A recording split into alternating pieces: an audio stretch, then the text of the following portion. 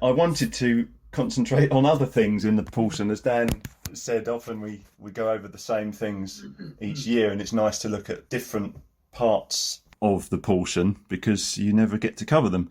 But this kept coming back. It's the wrestling, the transition moment at the beginning of this parasha that God seemed to be highlighting to me, so I'll just go with it. So we're on the wrestling match and Genesis 32. And I've called it Vayishlach, the transition into a new era, because I think it reflects, if you think of the time we're in, it's a difficult time, and for some people it is a wrestling time. And I just wanted us to reflect on it in terms of a wrestling like Jacob was. And as we'll see, he was wrestling at the time of a transition into a new era in the history of the people of Israel. And there's a few things that are going to be left behind forever, and there's some things coming ahead that are very new and will enable the growth of Israel in ways that haven't been before. So if we could just reflect on that in our times and think we're in a bit of that ourselves, and it's okay. So let's start with looking at Genesis 32. Genesis 32, that I've got 4 things. There are so many more things that I could have put on the screen here, but I've actually deleted them and cut it down because of time. First thing we see in Genesis 32 is that Jacob is at the place where he's just left Laban's house, and not just left Laban's house, but also there's been a line in the sand drawn, so he's not crossing that way again. We also come to a place at this moment, this junction of the new era, as I'm going to call it, as Mananaim, which is the double camp, which is the angels appear to him, and he says, "Wow, my goodness, I'm going to call this place double camp because I've just seen that my camp isn't just me, but there's a heavenly camp as well." I'm going to look at the crossing at night, the river called Jabbok, and I'm also going to look at the idea of the fear of death in here, something fearful that Jacob is kind of forced into. But also I'm going to compare it with Exodus 14, because there's many more stories in the Bible that line up or kind of link up some of the ideas in this passage. But I've chosen Exodus 14. There are many more, but Exodus 14 is one of the biggies. And we can see how it's similar by Israel find themselves with Pharaoh behind them. Israel find themselves very, very aware of the two camp situation, the heavenly camp and the earthly camp, in a dramatic way. And also that at the Reed Sea, they're crossing at night time. It's the same kind of idea here. And also they've got fear of death, and you can see in the text that they are fearful at this moment. So let's start with Laban and Pharaoh being behind the people. You can see that on the left-hand side, you've got Jacob. On the right-hand side, you've got Israel's story and Moses. And I did put a list of the similarities between these two stories. And I actually deleted them, but they're amazing. But I thought it will just take us off what we're thinking about today. But it'd be interesting to think about that as you talk in your groups, maybe the similarities between these two stories. But what I wanted to bring as the main focus is that there is a line drawn in the sand for both of these stories. We can see that Jacob has left Laban, and Laban's countenance fell, and at the end of the story of Laban, you see Laban coming up to Jacob like Pharaoh with his army coming up to Israel in a what's the word, malevolent way, whatever the word is, wanting to kill him. But in this story, they have a covenant between them, and there's a stack of stones that is piled up commemorating the agreement they had between each other, that none of them are going to cross again into each other's territory. So in a way, we got Laban has, through the help of God, through dreams, has made a pact with Jacob, and they're not going that way again. A new era has begun because Jacob's not going back now, and Laban's not going to come and find him either. And it's the same if we look at Pharaoh and Moses. The Lord made the heart of Pharaoh, king of Egypt, stubborn, and defiantly pursued the Israelis as they were leaving. And at that moment, at that crossing point, there was a line drawn in the sand. And Moses says in Exodus 14 verse 13, "Don't be afraid, stand still and watch how the Lord will deliver you today, because you will never see the Egyptians whom you are looking at today again." And I've got a question at this moment. I'm going on this theme of new era, and Israel are really entering into a new era, and so is Jacob. And at this moment, there's a line in the sand drawn from what was before. At this point in time, Jacob and Israel were entering a new era. There is a cut-off with Abram, and I said Abram on purpose, not Abraham, with Abram's family in Mesopotamia and Pharaoh in Egypt. And just have a little think, maybe jot something down as a reminder for discussion later. Any examples in our own lives where, as we've entered into a new era, God has enabled a line to be drawn in the sand. I know from my dad, when he moved to England, it's a very easy line to be drawn in the sand as he flew here with one suitcase and married my mum and stayed here for the rest of his life. There's no going back there. And how can it help us to move into a new era when we know that we're not going back somewhere? So that's just the first thought here. Laban behind, Pharaoh behind, the old world behind, maybe our old slave drivers behind us. Next we come to the idea of two camps. In Jacob's story it says, as Jacob went on his way, angels of God met him and he was watching them. Jacob said, "This must be God's camp." So he named that place Mahanaim. And it was really difficult to get a picture that with angels without wings. We're so used to seeing angels with wings, and that's just detracts, I think, from the reality of this situation. Just as we see Jacob wrestling with a man, an angel always tends to be displayed as a man, just a normal man, just appearing at a certain moment. So yeah, at this moment, somehow Jacob's eyes were opened to the duality of his camp. Not just as we see he divides his camp later on. That's a play on the words, but we're not going there. But here, I just want us to focus on the idea that suddenly he realizes, just as Elijah's servant saw, that he is not just his camp, but there is another camp with him that is from above, and it's going with him. And it's interesting to see that this is the bookends of his journey to Laban's house. At the beginning, we see the same idea of angels appearing at that moment of crossing. And now he's at the moment of crossing back into the land. Here are the angels again. And it's the same story with the children of Israel. The angel of God was going in front of the camp of Israel, moved behind them. The pillar of cloud also moved from in front of them and stood behind them. And there we go, the angel of God again is mentioned in the same sentence as the camp. Just think of us, preparation for the new era again. Behold the hidden becoming tangible. And I love that word behold that I was hearing in the prayer time. So let's just read this question here, just another thought to think about. At these new era moments, God graces our characters with a very tangible, and the characters that we see in the Bible that we're reading about, with a very tangible encounter with the reality of two camps. Very tangible. Emmanuel, God with us. There are more examples in the Bible, and I've got so many examples that I'm not mentioning. Hopefully you can bring them to mind. What is it about the moment of transition that we get a tangible awareness of two camps? And just think of any examples in our lives and how that awareness that God was with you helped you at that transition moment, maybe. And how can we really enter into it and behold that reality and let that change us as we go through change, as we go through a transition? It's very, very healthy.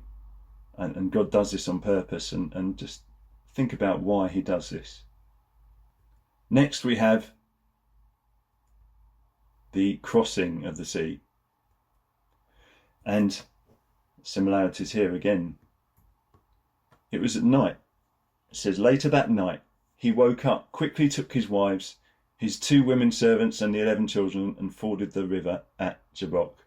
And he took them across the river, along with all his possessions, and so Jacob was left alone, and he struggled with a man until daybreak. And the same, look at the children of Israel. Then Moses stretched out his hand over the sea, and the Lord caused the water to retreat by a strong east wind all night, turning the sea into dry land. And as we can see, Israel crossed through the night, and in the morning it said that it says later on that they saw the Egyptians dead on the seashore as the sun was rising. And there's this idea of Erev and Boker that as God is using in this situation. You know, it's not an accident that God chooses the day to begin at the Erev, and for the maybe the fullness or the revelation of what's happened during the dark time of the day happens at the Boker. And there's that picture again of the mountains of Moab. And last night I was driving, and it's beautiful sunset, and it just reminded me that that's a lesson for us. You know, the Bible is written in a time where they're very aware of the physical place that they're surrounded by, and the nature, and they reflect to us lessons in nature that God wants to teach us. And here there's the mountains of Moab. I don't know if I can go forward to the next slide. There we go. The mountains of Moab, as the sun goes down in the west, they turn red. And that just reminded me of this transition here that we see is Esau is called Edom, and it's not an accident. This is the moment of wrestling, and there's the whole play on this whole sunset thing. You know, as the sun goes down and it's dark, and then he wrestles, but as the sun is rising, you can imagine the red sky starting to appear as the Edom sky, just as he's about to meet his brother Edom. And it's usually at the beginning of the night that maybe it's a dark time, and we start entering into a period of uncertainty. But know that is the beginning of the day, and our eyes are not going to see what we would have seen in the light, but that we will see when the sun comes. So I've got a question here. Certainty in uncertainty. At the time of crossing over, there appears to be so much uncertainty, as well as a newfound certainty in the faithfulness of God. What does the transition of Erev Boker teach us about transitioning into a new era? In these stories and our stories, can we see the unknown in the known, but the known in the unknown? What do I mean by that? Well, for the people of Israel and for Jacob, he knew that his brother was appearing to be hostile towards him, and there was an unknown entity there. As he's sending his family over at night, he's doing it in a clever way, sending gifts over and trying to psychologically program his brother ready for his arrival. But it's still unknown. He doesn't know. He may, or this may fail, and you can see that in the fact that he divides his camp. He really doesn't know what's going to happen. And the same with the people of Israel. You see a big ocean in front of you. I don't think anyone's going to think firstly in their mind that this sea is going to open up in front of them. However, can we see the known in the unknown? And what do the children of Israel know about God? They've just seen amazing miracles. They've just seen the hand of God move heaven and earth for them. And can we put what we know of God into the unknown? So it's just a question that really I was chewing on all week, actually. And lastly, we come to the fear of death. On the left-hand screen is behind, on the right-hand screen is ahead. And right in the middle, we've got the place where the children of Israel were. Pir Hahirot, mouth of freedom, and Baal Zephon, the Lord of the North, the Lord of the hidden. And right there, the wilderness had shut them in. They couldn't go back because they can't. And also they can't go forward, really, but God is calling them to go forward. And if we look at Jacob, he can't go back because there's a line drawn in the sand. If he goes back there, it could start a war because they've made a covenant. You're not coming past this. He can't say, oh, goodness me, Esau's coming, let's just give up and go back. You can't. And in front of him, as I said, Esau is coming with 400 men, and it looks very much like he is aggressive towards him. And he has memories of the last words he heard his brother speak: I will kill my brother Jacob. And this is the reason why he ended up in Laban's house. And it just made me think, okay, we can't go back, but sometimes we feel like we can't go forward as well. And there are many situations in our lives where we just don't want to go there. But something that God was speaking to me about this week is that you can't really go forward until you're kind of willing to go there, to places, unresolved things in our lives that we maybe have run away from, or maybe we just don't want to talk about, or maybe God just hasn't seen it as something we need to deal with at this time. But sometimes in our lives, at certain transitions, he requires us to face these things. And I've got these questions here. How can a no way back situation help us press on into the fearful unknown? And how does that help us become the person we need to be in this new era that we're coming into? And can we answer that in Jacob's life? We can see what was unresolved in Jacob's life. What did he think about himself? What did he think about his brother? What fears did he have? What memories did he have that maybe he's having to dig up again at this moment? And the other examples, there's plenty. Abraham, it's at the moment that he addressed the issue of no son that something significant, an era change almost happened in his consciousness. Moses at the burning bush, God asked the question that really, can you go back to Israel, to Egypt? And that was a fearful situation, because he feared this Pharaoh who wanted to kill him, and he lost all his confidence. But that's another story. What are the fears or unresolved things we just won't or can't go to, we feel? And how would you feel if God cornered you and made you face your fears? Would it feel like a wrestle? Could it damage you? Is that okay in God's hands? Would you rather walk forward with a limp into your land of promise as a new person? And there's a very, very real picture of this. This week I went back to Orpington, a friend of mine in the church. I saw them and I said, God, didn't you look very good? And she said, yeah, I feel like a weight has lifted off me.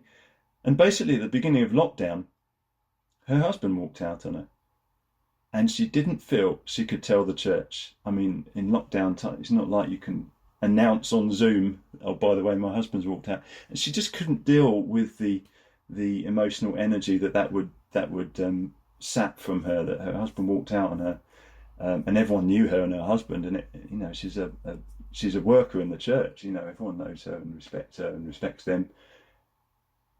And accidentally, she typed into WhatsApp to a friend the situation she felt just at this time.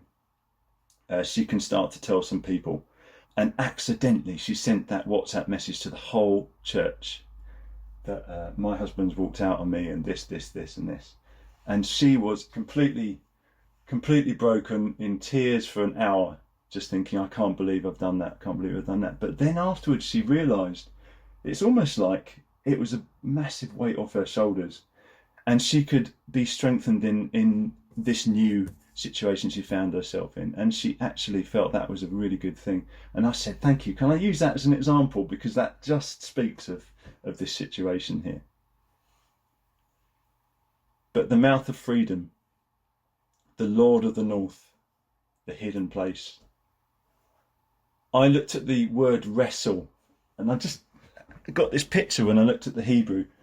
You can look at it yourself. I'm not sure whether I trust the Strongs completely, but it seems to suggest this idea, if you dive down into the root, of dust, and this wrestling being a very dusty affair, very earthy, very, very real, very man. So wrestling with a man, people say, oh, it's an angel. Yeah, we get that, but sometimes these things are very earthy, very dusty, very real. And yeah, so at this moment we see a name change, and this is the last thing I want to speak about, is from Jacob to Israel. Jacob with his birth name, and it seems to be dictating his life so far. And I feel Jacob is a good man. I feel Jacob has good intentions. You know, all he ever wanted was the best for God's will. He knew that God had called him to be the one who would serve, the head of the household, and you know, he's trying and wrestling and doing this stuff. But at this moment, he's wrestling with this man or angel, and the blessing that he gives him is asking him his name. And I feel it's a time to think, to come to terms with himself as Jacob. There's a lot in that, and we know we've done lots of studies before, but this week it came across to me that he had to come to terms with himself as Jacob, as the one who was the one who prevailed with man, who wrestled with man, who prevailed with man. And we can see that in the Laban story. We can see it with his brother. We can see it with his life so far. And we can see in this chapter also, though, that he is prevailing with God. And we see that in the fact that he's doing an Abraham with God, and he's saying, hey, God, I'm reminding you of your promises to me, and I am doing it. And Moses, again, the same type of attitude towards God. I'm not going to let go in this situation. You said, so therefore you've got to do. And that was the wrestling with God that he was having. And the up of that is that he was enabled. Enabled to be what? Well, that's an open question. Enabled to be Israel. And what does that mean? And I just saw the flag of Israel, and it just kind of said to me the reality of what this means to be Israel.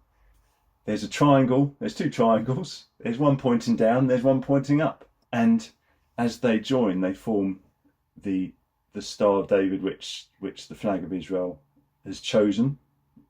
Israel have chosen this as their symbol. Other people say it should be the menorah, but there's a lesson in this. It's the place that God dwells with us fully is really the place of the dusty wrestle, where heaven and earth meet together, as it is in heaven, on earth as it is in heaven. They will be my people, and I will be their God, and I will dwell in their midst. I will dwell among them. So how can we see the new name Israel, and how can that, just as the name Jacob has dictated Jacob's life so far, how can this new name Israel dictate his transformation, dictate his future, dictate his transfiguration? And I believe, you can see in the next verses, the narrative reverts back to Jacob. And you think, oh, well, why is that? I think there's a way we can be fully Jacob, but with a glimpse of Israel, of who we really are, and have that transition going on. And so enter into situations knowing that we're still, with Jacob, but with a smile on our face, knowing that there is an Israel in there, that God sees, that he has named us. And it's the challenge to progression onto that reality. And one day it will just be Israel. But we've got to be okay with the idea that we're going to be walking as Jacob, but we're going to see a glimpse of who we really are. And we need to work towards that. So there's less and less of Jacob and more of Israel, which is, it's not just struggling with man, but now we're struggling with man and God, and prevailing and enabled, and all that's involved in that. Lastly, I wanted to go into this, but I'm not going to now, but we see there's the parallel with Jacob and Esau wrestling, Israel at the sea, with Pharaoh behind, which is a picture of Laban, really, the slave master. But the first enemy that Israel meet when they come into the Midbar is Amalek. And Amalek is a descendant of Esau. And so I saw a parallel here again. And it seems like Amalek was attacking those who were weak and behind. And how did they fight Amalek? They were fighting physically in the dust down there. But also Moses had his hands raised to heaven. So there's this kind of duality of prayer to God. There's this above camp mixing with the below camp. And that's how they overcame Amalek.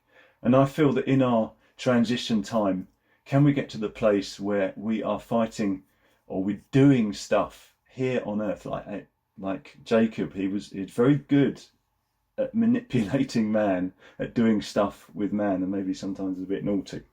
But I feel God is really calling us to do stuff on earth and be heavenly minded at the same time, and to get that balance. And I don't know where the right balance is sometimes, but that's for us to work out. And it's sometimes in the tension of how much do I do on earth and how much do I leave to God. That's where we find ourselves as Israel, because we're wrestling. So that's all I have to say, really. I hope that as you enter your groups, God will remind you of some of those things and speak some things. I purposely, I was so excited because I know that I love to see what comes out of everyone's brain cycle. So yes,